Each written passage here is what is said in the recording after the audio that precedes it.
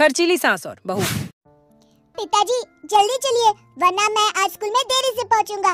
मेरी टीचर बहुत गुस्सा करती है। हाँ हाँ बेटा, अभी चलते हैं, बस 2 मिनट रुको।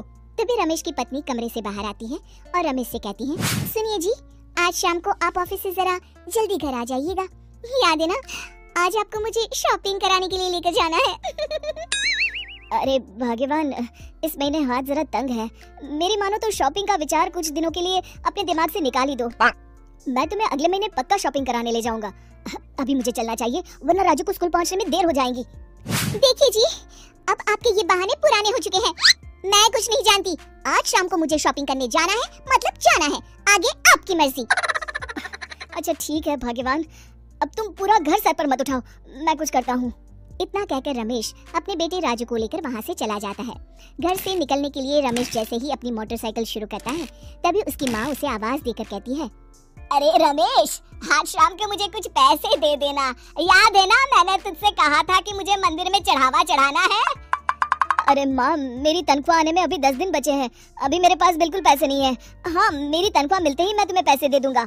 रमेश की माँ चिढ़कर कहती है, अरे तेरा दिमाग तो खराब नहीं हो गया? मैंने तेरे भरोसे मंदिर के पुजारी जी से वादा कर दिया है और तू कह रहा है कि पैसे नहीं है। अब मैं पुजारी जी को क्या जवाब दूंगी? तुझे तो मेरी इज्जत की भी कुछ परवाह नहीं है।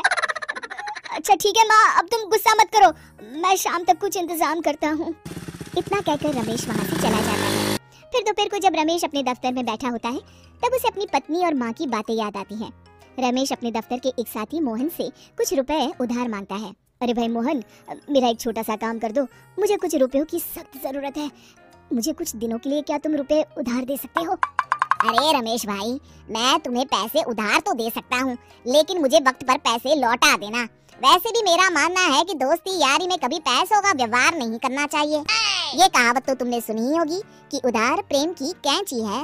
मैं नहीं चाहता कि पैसों को लेकर हमारा रिश्ता खराब हो। अरे मोहन, तुम बिल्कुल चिंता मत करो, मैं तुम्हारे पैसे वक्त पर लौटा दूंगा। फिर मोहन रमेश को पैसे दे देता है। शाम को घर आकर रमेश कुछ पैसे अपनी माँ को देता है और साथ ही अपनी पत्नी को भी शॉपिंग कराने बाजार लेकर जाता है। रमेश की पत्नी और उसकी माँ का स्वभाव जरूरत से ज्यादा खर्चीला होने के कारण दोनों हमेशा बेवजह पैसे खर्च करती हैं। फिर एक दिन, सुनिए जी, अगले हफ्ते हमने छुट्टियों में कहीं बाहर जाने का प्लान बनाया था, आपने पैसों का इंतजाम कर लिया ना? अरे अभी कहाँ, अभी तो मेरे पास बिल्कुल पैसे नहीं है, हम कभी और चले जाएंगे। देखिए जी, मैंने सभी सहेलियों से कह दिया है कि मैं बाहर घूमने जा रही हूँ। अगर मैं नहीं गई तो सब मुझ पर हंसेंगी। आप कहीं से भी पैसों का इंतजाम कीजिए जी। इतना कहकर रमेश की पत्नी वहाँ से चली जाती है। वहीं दूसरी तरफ रमेश की माँ भी तीर्थ यात्रा जाने की जिद करती है और रमेश से पैसे मांगती है। फिर अगले दिन रमेश एक सेठ से पैसे उधार लेकर अपनी पत्नी और बेटे को घुमाने ले जाता है और अपनी माँ को भी तीर्थ यात्रा पर भेज देता है। लेकिन जैसे ही रमेश अपनी छुट्टियां बिताकर वापस आता है, कर्जदार उसका जीना मुश्किल कर देते हैं। इतना ज्यादा कर्ज एक साथ अपने ऊपर देख रमेश काफी परेशान रहने लगता है। फिर एक दिन राजू की स्कूल की फीस वक्त पर न भर पाने के कारण रमेश को स्कूल में बुलाया जाता है। स्कूल के प्रिंसिपल साहब रमेश को सख्त हिदायत देते हैं कि अगर वक्त पर स्कूल की फीस नहीं भरी गई तो उनके बेटे का नाम स्कूल से काट दिया जाएगा। अपने बेटे की स्कूल की फीस भरने के लिए रमेश अपने दोस्त गिरधारी से कुछ पैसे उधार ले लेता है और स्कूल की फीस भर देता है। रमेश की माँ और उसकी पत्नी खर्चे और घर की जिम्मेदारी संभालते संभालते धीरे धीरे रमेश पूरी तरह कर्ज में डूब जाता है। और तभी एक दिन दफ्तर में काम करते समय रमेश की तबीयत अचानक बिगड़ जाती है और वो बेहोश होकर गिर पड़ता है। उसे जल्दी से पास के एक अस्पताल में भर्ती कराया जाता है। रमेश के घर वालों को ये बात पता चल जाती है तो वे सभी अस्पताल पहुंचते हैं। अस्पताल के डॉक्टर साहब उन्हें बताते हैं, देखिए, देर रात तक जागने और जरूरत से ज्यादा काम करने की वजह से इन्हें चक्कर आ गया था। बेहतर यही होगा कि इन्हें कुछ दिनों के लिए पूरी तरह आराम करने दिया जाए। रमेश की हालत देखकर उसके बेटे राजू को बहुत गुस्सा आता है और वो अपनी दादी और माँ से कहता है, माँ, दादी, मैं इतना छोटा हूँ फिर भी मैं इतना समझता हूँ कि पिताजी दिन रात दफ्तर में काम करके पैसे कमाते हैं। पिताजी अकेला पूरा घर संभालते हैं और आप दोनों अपने फिजूल के खर्चों के लिए उन पर दबाव डालते रहते हैं। आज पिताजी की हालत के जिम्मेदार तो आप दोनों हैं।